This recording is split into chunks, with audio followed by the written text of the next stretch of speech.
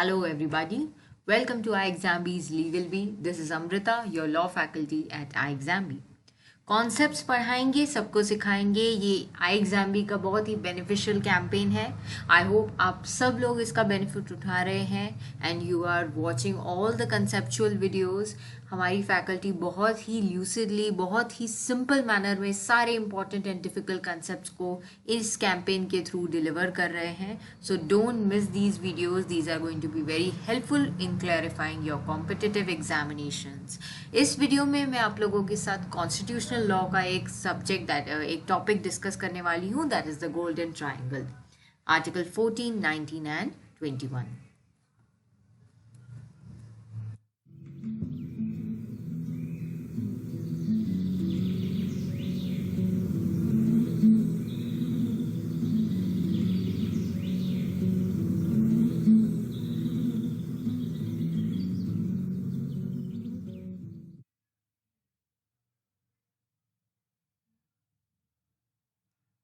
Welcome to iExamB again. Don't forget to subscribe to our YouTube channels and stay updated with all such kind of videos. You can also write to us directly at hello@iexamb.com। अगर आपके कोई भी queries हैं, आप इस number पे भी directly call कर सकते हैं हमें, या फिर आप iExamB की वेबसाइट पर भी विजिट कर सकते हैं एंड सारे डिटेल्स एक्सेस कर सकते हैं। अगर आप चाहते हैं कि कोई भी कॉन्सेप्ट का डिस्कशन आपको चाहिए, जो कॉन्सेप्ट्स पढ़ाएंगे कैंपेन का हिस्सा हो, तो आप डायरेक्टली हमें इस वीडियो के कमेंट सेक्शन में भी लिख सकते हैं and participate in this campaign. Starting with article 21 first, जो हमारा टॉपिक ऑफ डिस्कशन है, that is the golden triangle. Out of that the base line is article 21। सो पहले आर्टिकल 21 की इंटरप्रिटेशन के बारे में कुछ बातें समझ लेते हैं। Earlier the interpretation, that is around 1950s, जब कॉन्स्टिट्यूशन आया था, during that time there was a narrow interpretation that was given to article 21. It was actually a literal interpretation that was given, और इसके लिए रेलिवेंट केस लॉ है AK गोपालन versus state of Madras 1950। इस case में क्या हुआ था, the petitioner, that is AK गोपालन, he had filed a writ petition under article 32 of the constitution. He had approached the honorable supreme court of India for his rights and he claimed violation of article 21. But उस समय क्या interpret किया गया था कि article 21 बहुत ही narrowly interpret किया गया था, नैरो मैनर में, and we were just sticking to the words. Procedure established by law को काफ़ी नैरो इंटरप्रिटेशन दिया गया था and it was not made applicable to people who were behind the bars. It was about AK Gopalan's detention. So article 21 का उसको benefit इस में नहीं मिला था and this was active for around 30 years। ये जो सेटल पोजिशन ऑफ लॉ था, this was around 30 years and इस इंटरप्रिटेशन को काफ़ी we can say completely change कर दिया गया। There was a broad interpretation that was given to Article 21 in the year around 1978। Around almost 30 साल लग गए हमें इसे चेंज करने में, in the judgment of Maneka Gandhi versus Union of India. इस जजमेंट में Maneka Gandhi had filed a writ petition again. Why she had filed a writ petition? Of course her article 21 was violated. She had claimed that her right to be heard was violated.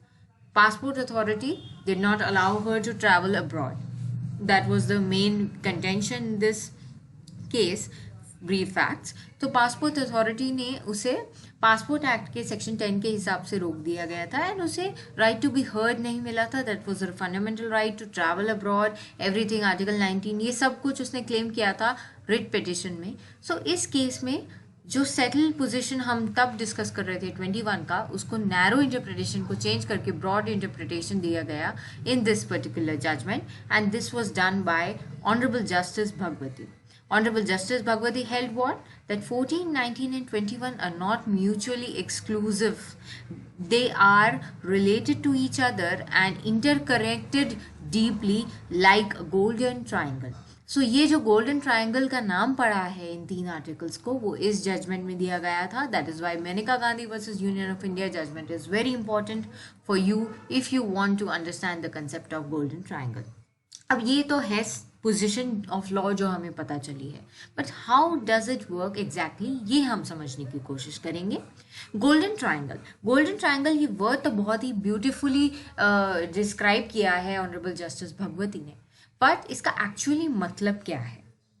14, 19 and 21 को अगर आप समझना चाहते हो, what is 21? 21 is talking about your rights. It is going to protect your right to life and personal liberty. तो life and personal liberty ये दो aspects यहाँ पे डिस्कस किए गए हैं। 14 में क्या डिस्कस किया है? इक्वालिटी के बारे में। इक्वालिटी को प्रोटेक्ट किया गया है 14 में। कोई भी डिस्क्रिमिनेशन नहीं होना चाहिए, everybody is equal in the eyes of law and law is equal for everybody. ये दो एस्पेक्ट्स 14 में डिस्कस किए गए हैं।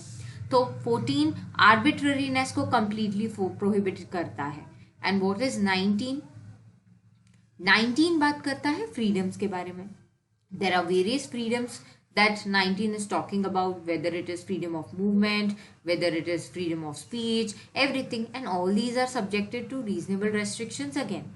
So ये जो 3 आर्टिकल्स हैं, इनमें से अगर एक भी वायलेट होगा तो ऑटोमेटिकली बाकी के दोनों भी वायलेट होंगे। This is the concept of golden triangle. ये जो गोल्डन ट्रायंगल का कंसेप्ट आप समझ गए क्या है। एक अगर वायलेट होता है तो आप ये नहीं कह सकते कि दूसरे दो वायलेट नहीं होंगे, क्योंकि ये तीनों से इस तरीके से इंटरकनेक्टेड है, इंटरलिंक्ड आर्टिकल्स हैं, that these 3 are going to form the golden triangle. These are not mutually exclusive. And what is the aim? These 3 form the most important articles of the Constitution as they strengthen the sovereignty, equality, freedom and the dignity of citizens. So ये जो 3 articles हैं, ये sovereignty, equality, freedom and dignity citizens का protect करने में बहुत ही important role play करते हैं। और ये तीनों भी आर्टिकल्स इस तरीके से जुड़े हुए हैं कि अगर एक वायलेट होगा तो दूसरा भी वायलेट होगा। अब हम समझने की कोशिश करते हैं कैसे। इफ सपोज 21 में आप कोई एक्शन चैलेंज कर रहे हो जो प्रोसीजर एस्टैब्लिश्ड बाय लॉ नहीं है, यानी कि इलीगल प्रोसीजर है, so ultimately if that procedure is illegal, it is obviously going to have some arbitrariness in it. Arbitrariness का मतलब क्या होगा? Arbitrariness अगर आपको समझना है तो आर्टिकल 14 आपको डिटेल में पढ़ना होगा।